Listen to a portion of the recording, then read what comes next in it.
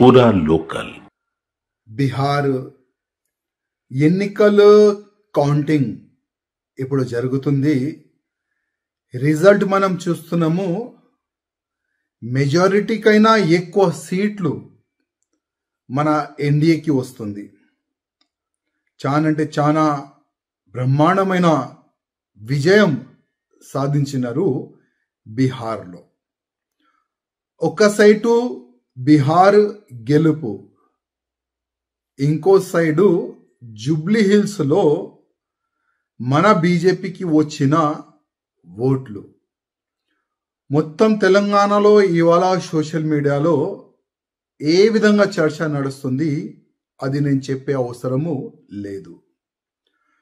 గతంలో హుజూరాబాద్ లో by election వచ్చింది.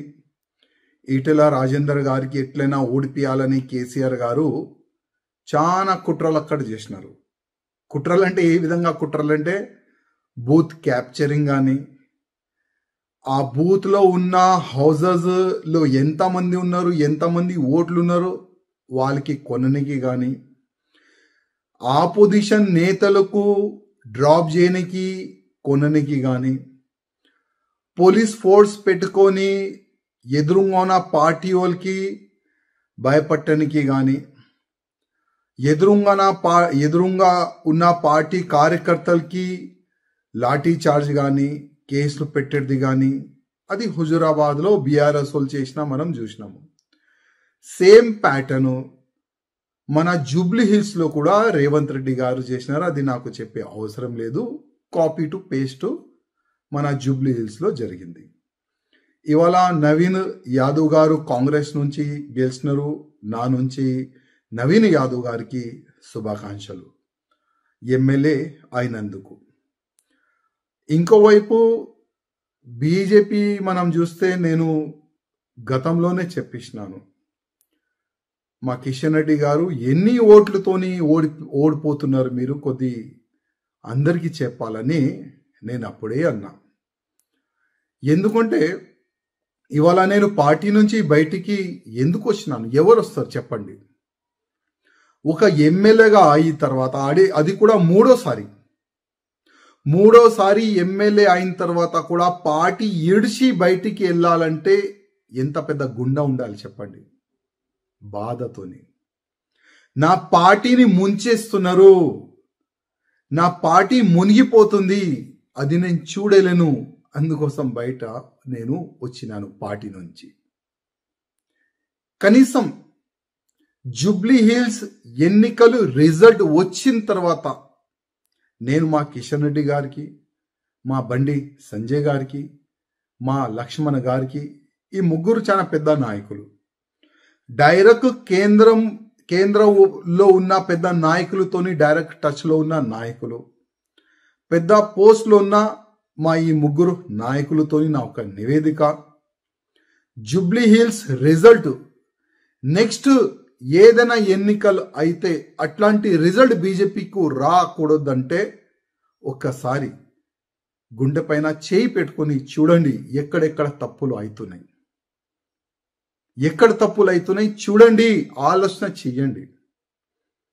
ఈ ఎలక్షన్ అయిపోతుంది, మీరు ఒక మీటింగ్ పెట్టుకుంటారు, ఎక్కడెక్కడ తప్పులు జరుగుతున్నాయి జస్ట్ మీటింగ్ చేసుకుంటారు, చాయ్ కాఫీ తాగుతారు, నాష్టా చేసుకుంటారు, బిర్యానీ తినిపోతారు, మళ్ళా దానికి మర్చిపోతారు. మళ్ళా ఏ నాయకులు ఆయన పనిలో ఆయన బిజీ అయిపోతారు, ఏ కేంద్ర మంత్రి ఉన్నా ఆయన పనిలో ఆయన బిజీ అయిపోతారు. మళ్ళా నెక్స్ట్ లోకల్ బాడీ ఎలక్షన్ ఉన్నది, దాని తర్వాత మున్సిపల్ కార్పొరేషన్ ఎన్నికలు ఉన్నది, దాని తర్వాత అంటే మొత్తం అసెంబ్లీ ఎన్నికలు కూడా వస్తుంది.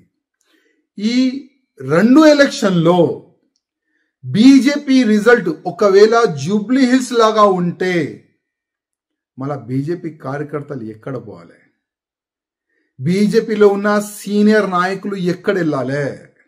ఒకవేళ ఈ విధంగానే రిజల్ట్ ఉంటే దానికి ఎవరు బాధితుడు? ఎవరు?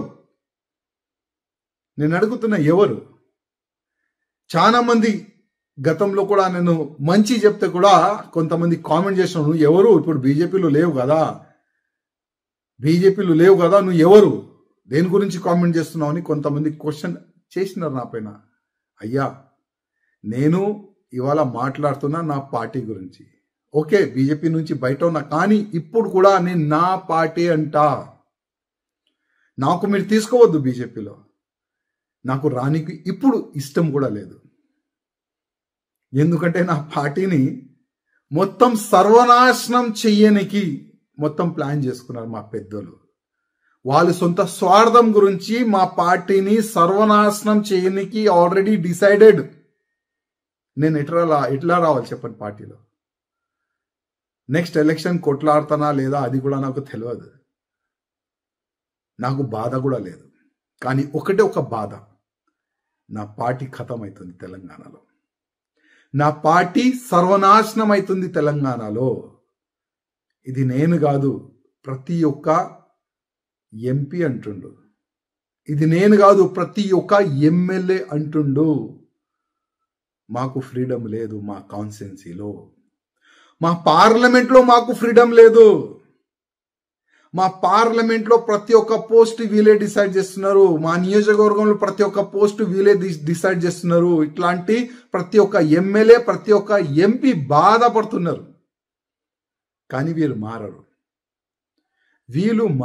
మా పెద్ద మనుషులు మారరు. మా పెద్ద మనుషులు ఏంటంటే, మేము ఇట్లనే నిలబడతాం, వంగం. ఎవరి ముందు కూడా మేము వంగం. మా పార్టీ లైన్ ఇదే ఉన్నది, దీన్నే మేము ఫాలో చేస్తాం. ఆ విధంగా మా పెద్దలు డిసైడ్ అయిపోయినారు. కనీసం ఆ కాంగ్రెస్ వాళ్ళని చూసి నేర్చుకోండి.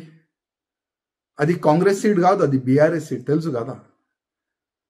మాగంటి గోపీనాథ్ గారు గెలిచిన సీట్ అది. కానీ కాంగ్రెస్ గెలిచింది. ఎట్లా గెలిచింది? కుట్రలు చేసినారు, బూత్ క్యాప్చరింగ్ చేసినారు, ఇంటింటికి డబ్బులు పంచినారు. గెలుపు టార్గెట్ పెట్టుకున్నారు, వాళ్ళు గెలిచినారు. కానీ మనోళ్ళు గెలిచే టార్గెటే లేదు. ఎన్ని ఓట్లతో నీ ఓడిపోవాలి అదే టార్గెట్తో మా వాళ్ళు ముందుకెళ్ళినారు. మా కేంద్ర మంత్రి కిషన్ రెడ్డి గారు పార్లమెంట్లో ఉన్నా అది నియోజకవర్గం, ఈజీగా గెలవచ్చు. అది ఎలక్షన్ డిక్లేర్ అయిన తర్వాత, అంటే గోపీనాథ్ గారు చనిపోయిన తర్వాత ఆల్రెడీ తెలుసు కదా బై ఎలక్షన్ వస్తుందని. ఏం చేసినారండి? ఎందుకు ఆ జూబ్లీ హిల్స్ లో ఉన్న ఓటర్ని ఎందుకు చెప్పలేదు మేమున్నాం మీకు అని? మా బీజేపీకి ఓటు వేయండి, మాకు ఇవాళ గెలిపియండి, మాకు గెలిపిస్తే నెక్స్ట్ బీజేపీ గవర్నమెంట్ వస్తుంది. ప్రతిసారి చెప్తారు కదా అక్కడిక్కడ, బెస్ట్ బీజేపీ గవర్నమెంట్ వస్తుంది, బీజేపీ గవర్నమెంట్ వస్తుంది. నాకైతే ఇంకా 50 సంవత్సరాలు అయితే కనబడతాయి బీజేపీ గవర్నమెంట్ వస్తుందని. ఈ విధంగా వెళ్తే ముందు, ఈ ముండితనంతో ముందుకెళ్తే బీజేపీ గవర్నమెంట్ ఇంకా 50 సంవత్సరాలు కూడా కష్టమే, చాలా కష్టం. నేర్చుకోండి, వేరే నేతలతోని కొద్ది నేర్చుకోండి. ఏ విధంగా గెలవాలి, ఏ విధంగా ఓటర్ని మన వైపు మళ్ళాలే నేర్చుకోండి. నేను ఏదైనా తప్పు చేస్తే, ఏదైనా తప్పు చెప్తే కూడా నన్ను క్షమించండి. కానీ బాధ ఉంది. కిషన్ రెడ్డి అన్న గారు, నా ఒక నివేదిక, రాజా సింగ్ మీ పైన కామెంట్ చేస్తుండు అని అనుకోవద్దు ప్లీజ్. కానీ పార్టీ చనిపోతుంది తెలంగాణలో. కాపాడండి, పార్టీని కాపాడండి. ఇదే నా ఒక్క నివేదిక మా కిషన్ రెడ్డి గారితోని, మా బండి సంజయ్ గారితోని, మా లక్ష్మణ్ గారితోని. ఇదే నా ఒక్క